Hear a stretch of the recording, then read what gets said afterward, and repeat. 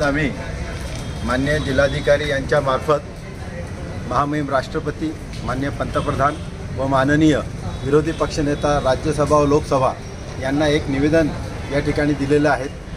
केंद्रीय मंत्रिमंडळाने नुकतेच वक्फ कायद्यामध्ये 40 तरतुदी करण्याचा प्रयत्न करून ते विधेयक ते आज या लोकसभेत आणि राज्यसभेत मांडण्याचा प्रयत्न करणार आहे, जेणेकरून वक्फ कायदा जो 1995 साली झालेला आहे त्याची पूर्वतयारी पहिल्यापासून तो 1954 पासून लागू आहे।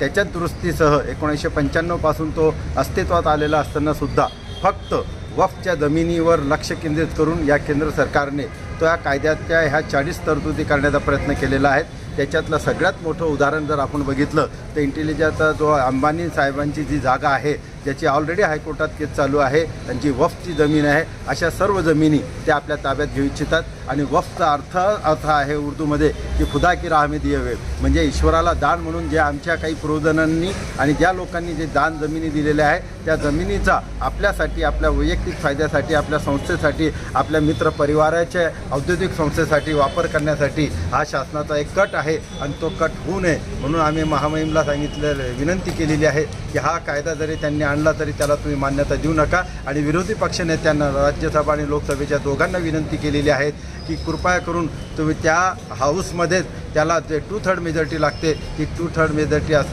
येऊ देता कामा नये याची दक्षता घेण्यासाठी आम्ही त्यांना केलेलं आहे। म्हणून आम्ही आज या माध्यमाद्वारे चंद्रबाबू नायडू आणि नितीश कुमार यांना सुद्धा विनंती केलेली आहे की त्यांनी चंद्रबाबू नायडूंनी आपल्या राज्यात मुस्लिमांना मशिदीसाठी आणि याच्यासाठी 10% राखीव केलेलं आहे, नितीश कुमारांनी केलेलं आहे। एका ठिकाणी ते मुस्लिम समाजाला सोबत घेऊन चालत आहे आणि केंद्र सरकारचं धोरण जर त्यांनी अशा प्रकारे अवलंबलं तर निश्चितच त्याची जागा समाज त्यांना दाखवेल। म्हणून आमची नम्र विनंती आहे की या वक्फ कायद्याच्या तरतुदी याला कोणत्याही प्रकारे मान्यता देऊ नये आणि जो प्रमाणे कायदा चालू आहे त्या कायद्याप्रमाणे ते चालू द्यावं। त्यात काही अत्यंत महत्त्वाच्या अशा काही उणिवा असतील त्यात जरूर दूर कराव्या, परंतु ज्यामुळे मुस्लिम समाजाचा नुकसान होणार असेल अशा कोणत्याही तरतुदी किंवा उणिवा त्याच्यात राहू देता कामा नये ही याद्वारे आम्ही संपूर्ण जळगाव शहरातील विविध राजकीय सामाजिक पक्षाद्वारे विनंती केलेली आहे।